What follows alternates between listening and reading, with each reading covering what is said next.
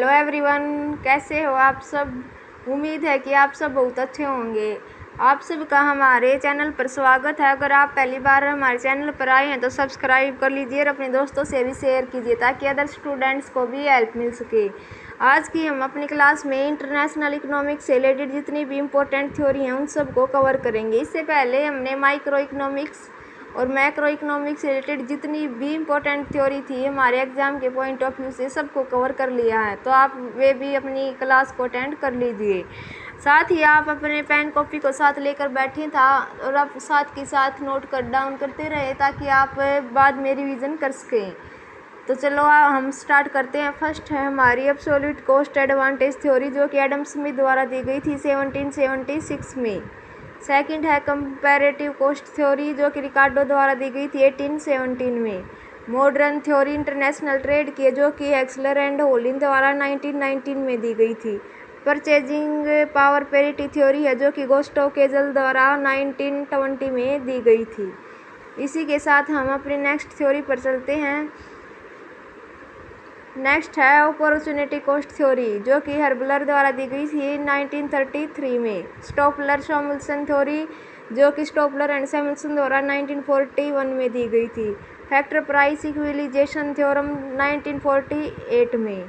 मेटजर paradox 1949 में। जो मेटजर paradox है ये स्टॉपलर की जो थ्योरी थी इसी को क्रिटिसाइज किया गया था मेटजर के द्वारा, उसी की एडवांस थ्योरी है ये।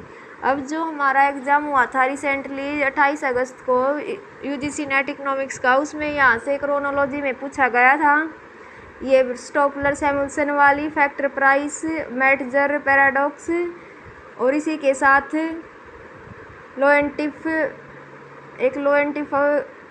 एंड्राइजम्स की ये थ्योरम थी जो कि पूछी गई थी कि क्रोनोलॉजी में लगाओ। तो आप सब अपना अच्छे से याद कर लीजिए और मैचिंग से भी क्वेश्चन पूछे जा सकते हैं तो आप उनको भी अच्छे से कर लीजिए। तो हम करते हैं नेक्स्ट है हमारी सेकुलर डिट्रोइटेशन थ्योरी जो कि सिंगर द्वारा दी गई थी 1950 में। लोएंटिफ पैराडॉक्स 1950 में। अर्बजोव अप्रोच अलेक्जेंडर द्वारा 1952 में। राइबजंस्की थ्योरम दी गई थी राइबजंस्की द्वारा 1955 में। नेक्स्ट है हमारी इमराइजिंग ग्रोथ थ्योरी जो कि जगदीश भागवती द्वारा 1958 में दी गई थी। जो ये हमारी इमराइजिंग ग्रोथ थ्योरी है इससे भी 2 बार क्वेश्चन बन चुका है। जो दिसंबर में जो हमारा नेट हुआ था और जून में 2023 में, दोनों में यहाँ से क्वेश्चन डायरेक्ट पूछा गया था। इसी के साथ रेसिप्रोकल डंपिंग मॉडल था जो कि क्रुगमैन द्वारा दिया गया था 1981 में।